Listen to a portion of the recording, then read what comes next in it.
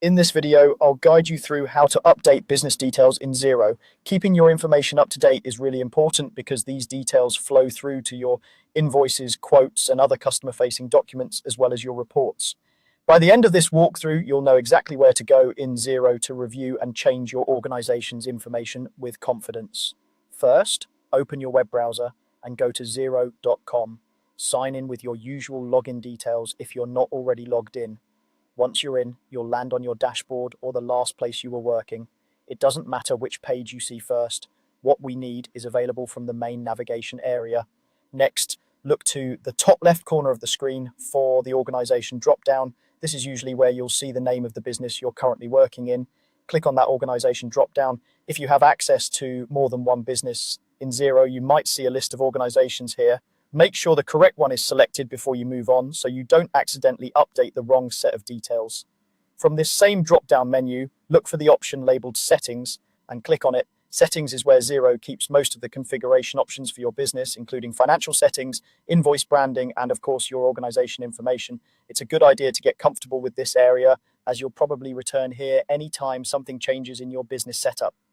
Inside the settings area, find and click on Organization Details. This is the section where you can review and edit the official information that Xero stores about your business. When the page loads, you'll see a series of fields grouped into different sections, usually starting with your basic information and then moving into contact information and other details. Let's start with your basic information. Here, you can update things like your legal business name, trading name, and other core details that identify your organization. Take a moment to carefully review what's there and make sure it reflects your current situation. If your business has recently rebranded, changed ownership, or updated its legal name, this is where you'll correct that. Type in any new or updated information and double check for spelling, as this information may appear on documents sent to customers and suppliers. Once your basic information looks correct, scroll down to the contact information section. This is where you can change details such as your business address, phone numbers, website, and main email address. These fields are especially important because they're often pulled into invoices, statements, and other communications.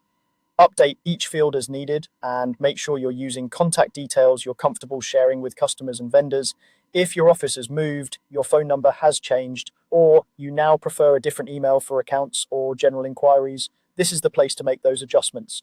After you've finished updating both your basic information and your contact information, take a moment to review everything on the page. When you're happy with the changes, scroll to the bottom and click Save.